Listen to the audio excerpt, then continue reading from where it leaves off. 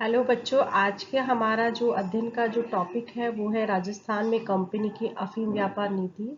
और आज हम इसके सेकंड पार्ट पर चर्चा करेंगे। मैंने अपने पिछले वीडियो लेक्चर में इसके प्रथम भाग पर हमने विस्तृत अध्ययन कर लिया था, और जिसमें मैंने 1764 से लेकर 1830 तक किस तरह से ब्रिटिश सरकार की अफीम व्यापार नीति रही, उस पर हमने विस्तृत रूप से अध्ययन किया था। और आज हम 1830 के बाद ब्रिटिश सरकार की अफीम व्यापार नीति में किस तरह से परिवर्तन आए और उसके क्या परिणाम हमारे सामने उपस्थित हुए, उस पर हम अध्ययन करने का प्रयास करेंगे। बच्चों, जैसे कि मैंने आपको अपने पिछले वीडियो लेक्चर में बताया था कि कंपनी के द्वारा मालवा अफीम के व्यापार को नियंत्रित करने के लिए प्रयास किए गए, और इस प्रयास के तहत उसके द्वारा मेवाड़, कोटा और बूंदी के राज्यों से संधियां भी की गई थी। लेकिन अब तक जितने भी प्रयास किए गए थे वो एक तरह से असफल ही रहे।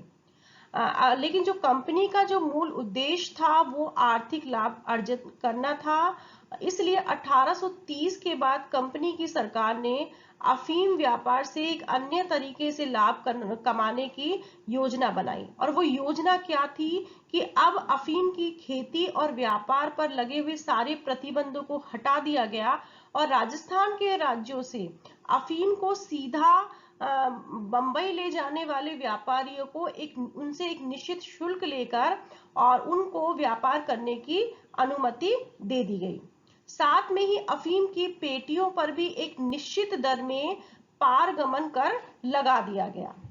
ये जो पारगमन कर लगाया गया, इससे कंपनी को दोहरा फायदा हुआ। एक तो इससे कंपनी की आय में वृद्धि हो गई, और दूसरा, अगर अधिक उत्पादन अफीम का होता है तो उस स्थिति में बिक्री मूल्य कम होने पर अफीम का जो उत्पादन है वो स्वयं ही नियंत्रित हो जाता था। अब बात करते हैं कि ये जो पारगमन कर लगाया गया था, इसकी दर क्या थी।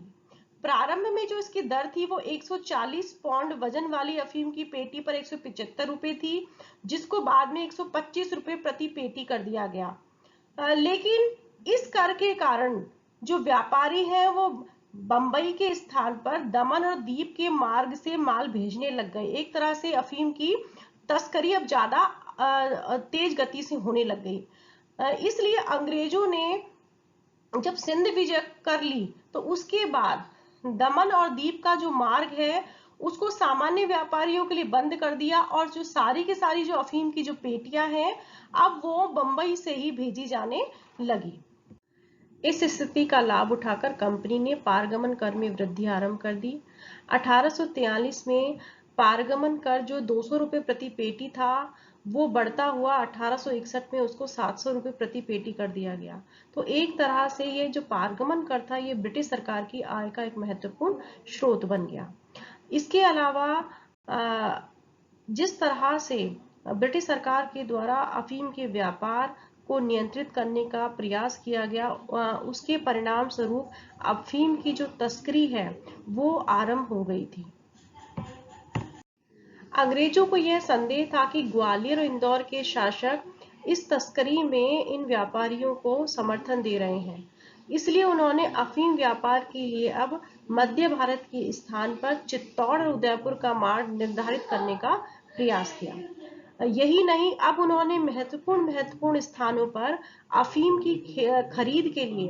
कार्यालय और कांटे स्थापित कर दिए। और जो मेवाड़ के जो महाराणा थे, जो कि ब्रिटिश भक्त थे, उन्होंने अपनी स्वयं के खर्चे पर कोटा में, उदयपुर में और चित्तौड़ में कार्यालय अफीम की खरीद के लिए स्थापित किए। अब बात करते हैं कि अफीम उत्पादन और व्यापार का किस तरह से ह्रास हुआ या पतन हुआ।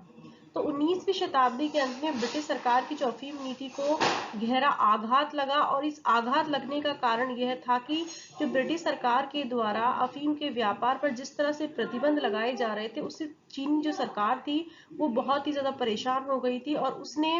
अब अफीम साथ में ही जो तस्करी भी चल रही थी अफीम की, तो इन सबसे परेशान होकर चीन सरकार ने इन प्रतिबंधों को हटाकर चीन में ही अफीम की खेती करने की अनुमति दे दी, जिसके कारण चीन में जो जिस तरह जितनी भी प्रकार की आयातित अफीम थी उसके भाव गिरने लग गए, और ब्रिटिश सरकार को पारगमन कर में कटौती करनी पड़ी। जिससे अफीम का जो व्यापार था अब ज्यादा लाभदायक नहीं रहा। इसके अलावा चीनी सरकार की इस नीति से भारत में अफीम की खेती और निर्यात पर भी प्रभाव पड़ा, और हम देखते हैं कि 20वीं शताब्दी तक आते आते अफीम का जो व्यापार है वो भारत से पूरी तरह से समाप्त हो गया।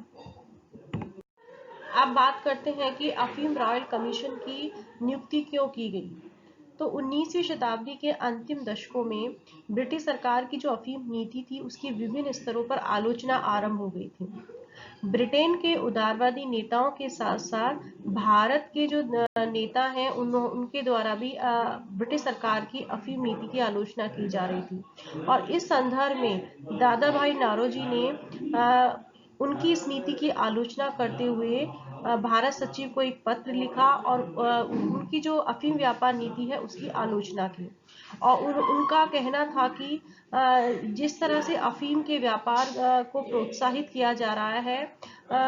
वो मानव जाति को एक बड़े भाग को विश्व परोस रही है, साथ में ही यहाँ की जनता को भ्रष्ट और चरित्रहीन बना रही है। तो इन आलोचनाओं से त्रस्त होकर ब्रिटिश सरकार ने 1893 में अफीम रॉयल कमीशन की नियुक्ति की, और अफीम रॉयल कमीशन की जो मुख्य जो नियुक्ति का जो मुख्य उद्देश्य था वो अफीम नीति से संबंधित विभिन्न पक्षों के का अध्ययन करने का उसको काम सौंपा गया था।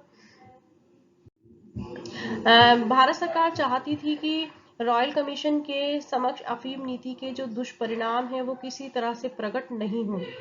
इसलिए जब ये जो कमीशन है ये मध्य भारत और राजस्थान के दौरे जब इसके द्वारा किया गया तो वहां पर राजस्थानी शासकों के द्वारा रॉयल कमीशन के संदर्भ में इस संदर्भ में झूठे आश्वासन भी दिए गए, और इस अफीम की खेती को लाभप्रद बताने का उनके द्वारा प्रयास किया गया। ब्रिटिश सरकार के प्रयत्नों से राजस्थान की राज्य सरकारों ने रॉयल कमीशन के समक्ष 100 से अधिक गवाह प्रस्तुत किए, और जिन्होंने अफीम की खेती बंद किए जाने की स्थिति में समाज के प्रत्येक वर्ग को भारी क्षति होने का जो चित्र है वो कमीशन के सामने प्रस्तुत किया। साथ में इन्होंने यह भी कहा कि अफीम की खेती एक ऐसी खेती है जो कि कम पानी में भी की जा सकती है, और साथ में ही ये जो नकदी फसल है उनमें सबसे ज्यादा श्रेष्ठ है। तो इससे जो रॉयल कमीशन है, अफीम रॉयल कमीशन है, वो एक तरह से गुमराह हो गया और वो किसी भी निर्णय पर नहीं पहुंच सका। अब बात करते हैं कि अफीम नीति के क्या परिणाम सामने आए। तो सबसे पहला जो परिणाम आया कि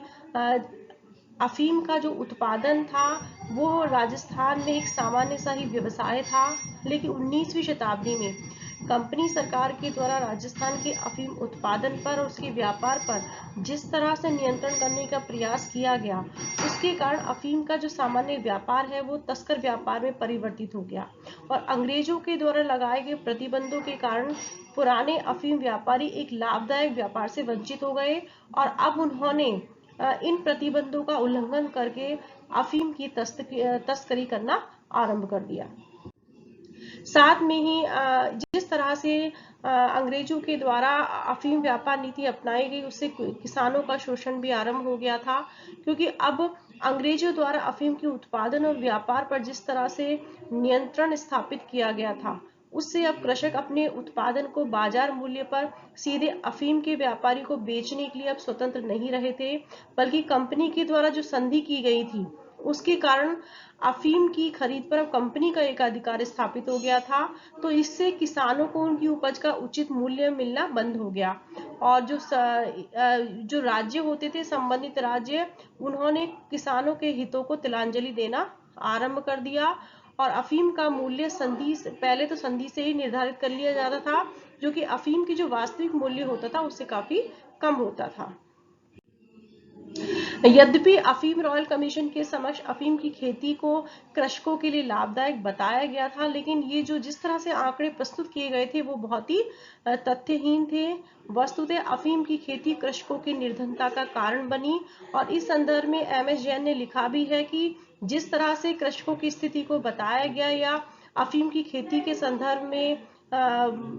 जो तथ्यहीन आंकड़े प्रस्तुत किए गए, अगर इस तरह की स्थिति होती तो कृषक संपन्न होते और अकाल से मरते नहीं, गांवों में खाद्यान्नों के भंडार होते, साथ में ही वो बाहर से नहीं मंगवाने पड़ते। कृषकों की निर्धनता और विवशता यही थी कि नगद फसलों का उत्पादन करके उनके पास न तो धन बचता था और न ही खाद्यान्न बच पाता था।